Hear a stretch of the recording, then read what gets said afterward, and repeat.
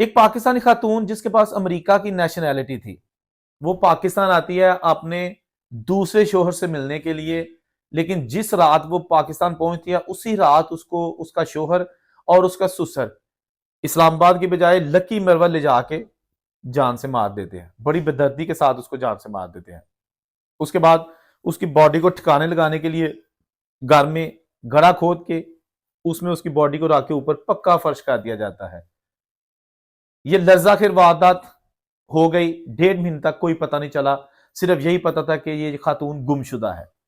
फिर पुलिस ने कैसे सुराग लगाया, एक अमेरिकन पाकिस्तानी खातून को तलाश कैसे किया गया, जब उसकी बॉडी गड्ढे से निकाली गई तो वहां क्या देखा उन्होंने।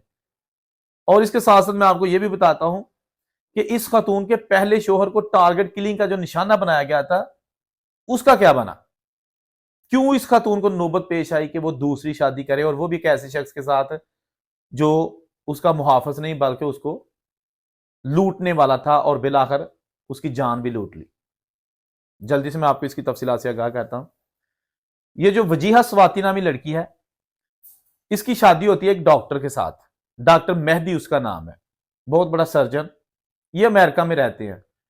ये जो डॉक्टर मेहदी है इसका वहां पर कारोबार है, जो कि आलात है ना, डॉक्टरी औजार, मेडिकल में जो ऑपरेशन में या दूसरे औजार होते हैं, वो जनाब पाकिस्तान से जो है ना वो मंगवा के तो अमेरिका में बड़ी बड़ी कंपनी को भी सेल करता था। खुद भी डॉक्टर था। ये इनका बहुत बड़ा बिजनेस था, बड़ी खुशहाल फैमिली थी। 2014 में डॉक्टर मेहदी पाकिस्तान आता है अपनी फैमिली के साथ, और टारगेट किलिंग में डॉक्टर मेहदी को मार दिया जाता है, जिसका आज तक कोई सुराग नहीं लग सका। वजीहा स्वाति अपने बच्चों के साथ वापस चली जाती है अमेरिका, और जाके अपने हस्बैंड का बिजनेस संभाल लेती है। ये जो उसका इंपोर्ट एक्सपोर्ट का बिजनेस था, डॉक्टरी औजार, वो भी करती है, साथ रियल एस्टेट प्रॉपर्टी का काम भी करती है अमेरिका में, और एक ठीक ठाक लाइफ गुजार रहे होते हैं। इरादा कर लेती है कि मैं शादी नहीं करूंगी, मेरे बच्चे हैं, इनके सहारे में जीऊंगी, अल्लाह का दिया मेरे पास सब कुछ है। लेकिन एक मौका ऐसा आता है कि दुबई में ये जाती है। दुबई में एक पाकिस्तानी के साथ इसकी मुलाकात होती है जिसका नाम है रिजवान हबीब। कुछ मुलाकातों के बाद ये फैसला कर लेते हैं कि हम शादी कर लेते हैं। वजीहा, जिसकी एज उस वक्त तकरीबन 42 साल थी, उसने उस लड़के के साथ शादी कर ली, और उसके बाद फिर ये जनाब इन्होंने रहना शुरू कर दिया। उस रिजवान हबीब ने इस खातून को सोने की चिड़िया समझा, इसलिए कि इसकी बहुत प्रॉपर्टी थी, बड़ा पैसा था इसके पास। तो जो अभी तक तफसीलात सामने आई हैं, जो वकला इसके है वजीहा के, उनके हवाले से जो उन्होंने तफसीलात शेयर की हैं, उन्होंने कहा कि जी वजीहा से पैसे लेके ना बहुत ज्यादा, तो रिजवान ने पाकिस्तान में प्रॉपर्टी बनाई और कहा कि मैं अभी फिलहाल अपने नाम करवा रहा हूं, कुछ कॉम्प्लिकेशंस है, और जो ही मेरे नाम हो जाएगी तो मैं अपने नाम से फिर तुम्हारे नाम यानी कि अपनी बेगम के नाम ट्रांसफर कर दूंगा तमाम प्रॉपर्टी, क्योंकि बेसिकली तो पैसे सारे बेगम के हैं, वजीहा के हैं। तो कुछ अरसा गुजर गया, लेकिन उस आदमी ने, रिजवान हबीब ने, जितनी भी प्रॉपर्टी बनाई थी, एक चीज भी अपनी बेगम के नाम नहीं की। बेगम को शक होना शुरू हो गया कि ये बेसिकली मेरा हस्बैंड कम और मुझे लूटने वाला ज्यादा लग रहा है। घरेलू नचाकियां शुरू हो गई, और बात अलहदगी तक पहुंच गई। कुछ इतलात ये हैं कि वो जो है ना इनमें तलाक हो चुकी थी, यानी कि जो लड़की की साइड वाले वकला है ना, वो कहते हैं कि वजीहा और रिजवान की तलाक हो चुकी थी। लेकिन रिजवान का मौकफ था कि तलाक नहीं, हम अभी भी मियां बीवी थे या हैं। बर इसने ना, लड़की ने काफी फड्डा डाला कि मेरे पैसे वापस करो या फिर मेरी प्रॉपर्टी मेरे नाम लगवाओ, मैं आपको एक फूटी कौड़ी भी नहीं दूंगी। काफी इनका मामला, काफी घरेलू तल्लुकात खराब हो गए। उसके बाद इन्होंने एक दिन ये कहा 16 अक्टूबर 2021 को कि आप पाकिस्तान आओ, तो जितने भी आपके मामला थे हम क्लियर कर देते हैं। ये वजीहा बड़ी खुश हुई कि चलो देर आए दुरुस्त आए, जाती हूं। उस वक्त इसका एक बेटा अमेरिका में था जिसकी एज 22 साल थी, और दो बेटे इसके यूके में थे अपनी खाला के पास, यानी वजीहा की बहन के पास यूके में थे। उनकी एज तकरीबन एक की 15 साल और एक की 10 साल थी। तो ये बेसिकली 3 बच्चे हैं इस वजीहा के।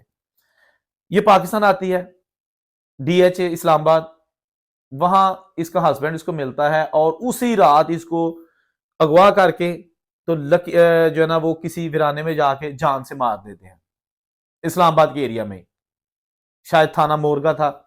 वहां पर इसको जान से जब मार देता है छुरियों के वार करके बड़ी बेदर्दी के साथ, उसके बाद फिर इसकी जो बॉडी है उसको कारपेट का एक पीस होता है जो लेके जाते हैं गाड़ी की डिक्की में, उसमें लपेट लेते हैं और कारपेट के पीस को जो डिक्की में रख के ये खैबर पख्तूनख्वा का जो शहर है लकी मरवत, वहां चले जाते हैं।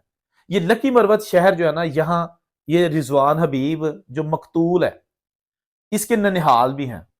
और ये जो रिजवान है ना, इसकी जो पहली शादी हुई थी ना, वो भी खातून इसी इलाके की थी, इसकी भी दूसरी शादी थी। बहरहाल ये वहां चले जाते हैं लकी मरवत में, वहां जाके एक नौकर की मदद से ये वो इनका जो एक वहां का पुराना घर था उसके अंदर गड़ा खोद के इसकी बॉडी को उसके अंदर डाल के ऊपर पूरे कमरे का फर्श दोबारा कर दिया जाता है, पक्का फर्श कर दिया जाता है।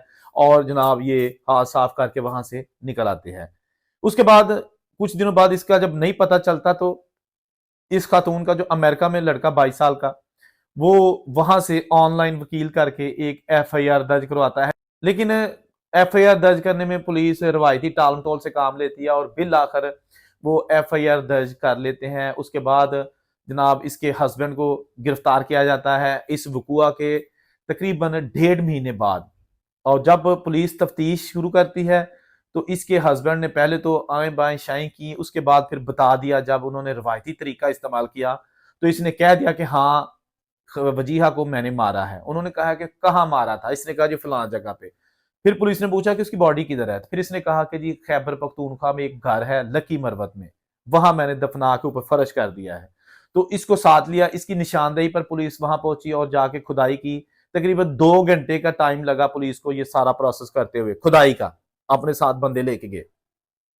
तो एग्जैक्ट वही जगह जब खोदी तो अंदर से जनाब उसकी मसक शुदा लाश जो है ना वजीहा की, वो निकल आई। तो साबित हो गया कि कत्ल इसी ने किया था, क्योंकि अगर ये पुलिस के डर से मान लेता तो फिर इसको पता ही नहीं होना था कि बॉडी किधर है। तो इसने तो एक्चुअल जो है ना वो सारी सिचुएशन देखी हुई थी और की हुई थी। इसको अरेस्ट कर लिया जाता है, इसका जनाब चालान पेश करते हैं और इसको सजा दिलवाने की कोशिश की जाती है। इसी दौरान जो अमेरिकन इंटेलिजेंस एफबीआई है वो उसके कुछ एहलकार यूके में जाते हैं। इसके जो दो बेटे हैं, 15 साल और 10 साल जो बेटे थे वजीहा के, अपनी खाला के पास रह रहे थे, उनसे भी कुछ पूछगिछ करते हैं इस सारे प्रोसेस के हवाले से, या जो माजी में ताल्लुकात रहे हैं इनकी जो वजीहा और रिजवान के, या इनकी नचाकियों के हवाले से, या इनके लेन देन के हवाले से, जो भी वो जरूरी समझा। तो इस हवाले से जो उनका बड़ा बेटा था वो कहता है कि जनाब उसने कहा कि ये जो मेरी वालदा को मारा गया है इसका तो हम इंसाफ चाहते हैं, लेकिन इसके साथ साथ हमारी ख्वाहिश है कि हमारी जो वालदा है इसकी जो बॉडी है वो अमेरिका में भिजवाई जाए। हम उनको अमेरिका में जो है ना वो दफन करेंगे, हम पाकिस्तान में दफन नहीं करना चाहते। हमारा बाप डॉक्टर मेहदी, जिसको 2014 में टारगेट किलिंग करके पाकिस्तान में मार दिया गया था और आज तक उसके कातलों का पता नहीं चल सका, तो हम वहां पर अपनी वालदा को भी दफन नहीं करेंगे। लिहाजा हमारी वालदा को या तो कनाडा में दफन करने की के लिए जो है ना बॉडी यहाँ भिजवाई जाए या फिर अमेरिका में। उसके बाद जब पाकिस्तान में इनका केस चला तो पाकिस्तान के जो जजेस थे उन्होंने सारे शवाहद का जायजा लेते हुए फैसला किया कि रिजवान जो है ना ये कातल साबित हो चुका है। इसको सजाए मौत का हुक्म सुना दिया और 5 लाख रुपए जुर्माना अदा करने की सजा सुना दी।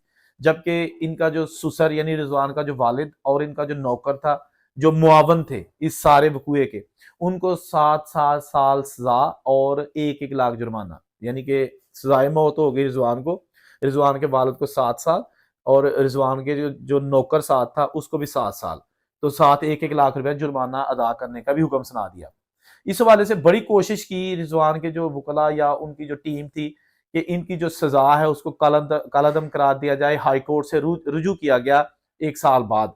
तो हाई कोर्ट ने भी जो है ना इनकी जो इस्तदा थी कि जी ये जो सजा दी गई है इसको कलअदम करार दिया जाए, इस इस्तदा को मुस्तरद कर दिया और सजा को खत्म नहीं किया, बल्कि जो लोअर अदालतें उनको हुक्म दे दिया कि इसकी जो है ना वो कुछ जो इस्तगासा के गवाहान रह गए थे उनके बयान कलमबंद किए जाएं और री इन्वेस्टिगेट किया जाए। लेकिन फिलहाल ये रिजवान जो है ना वो सजाए मौत का कैदी बनकर जेल में जिंदगी गुजार रहा है, जबकि इसके जो वालिद है और नौकर है वो भी इस वक्त 7-7 साल के लिए जेल में मौजूद है। दोस्तों अक्सर अपनी वीडियोस में ये मैं कहता हूं कि ये जो कत्ल होता है ना ये छुपता नहीं है। आप अपने आस पास इर्द गिर्द के माहौल में देख लें कि जितने भी कत्ल हुए हैं, कोई 1 साल बाद पता चल गया, कोई 2 साल बाद पता चल गया, इवन के 15-15 साल पहले के कत्ल भी जो है ना वो भी मुलजमान पकड़े गए हैं। और मैं अपनी वीडियोस में हमेशा यही कहता हूँ कि अगर किसी मसले का हल बैठ के बातचीत के जरिए हो जाए तो वहां पर अपनी मुसीबत, अपने लिए मुसीबत खड़ी करने की मेरा ख्याल नहीं समझ जिस मसले का हल बैठकर बातचीत के जरिए हो सके, वहां पर इतनी बड़ी मुसीबत मोल लेने की क्या जरूरत है। अब जो प्रॉपर्टी का रौला था इनका कि ये रिजवान जो अपने नाम पे बहुत सारी प्रॉपर्टी बना चुका था वजीहा के पैसों से, मुबैना तौर पर यही कहा जा रहा है, तो रिजवान नहीं चाहता था कि ये मेरी प्रॉपर्टी वापस जाए वजीहा के पास। तो वजीहा चाहती थी कि पैसे तो मेरे हैं, आपसे तलाक भी ले चुकी हूं, तो प्रॉपर्टी आपको क्यों दूं। तो प्रॉपर्टी रह गई वहीं, वजीहा दुनिया छोड़ गई, रिजवान हबीब सजाए मौत, प्रॉपर्टी कहां गई। ये जो वजीहा के बच्चे हैं ये तो ऑलरेडी बाहर के मुल्कों में सेटल्ड है, ना उनके पास मां रही, ना उनके पास बाप रहा, उनका क्या कसूर था। ये सारे प्रोसेस का कौन जिम्मेदार है। वजीहा और डॉक्टर मेहदी ने जो शादी की थी, हंसी खुशी जिंदगी गुजार रहे थे, डॉक्टर मेहदी का टारगेट किलिंग हो गया। चलें, वजीहा का हक था दूसरी शादी करना, अगर उसने कर लिया है तो वो बंदा बुरा निकल आया। कमेंट करके बताइएगा कि सारे जो प्रोसेस है इसमें कसूरवार कौन है। सिस्टम कसूरवार है, निजाम जो है जहां पर सजा नहीं दी जाती, या अगर सजा सख्त हो तो ऐसी कोई हरकत नहीं कर सकता। मुझे आपके कमेंट का इंतजार रहेगा। जहां रहे खुश रहे और उनसे कोई इजाजत दीजिए। अल्लाह हाफिज।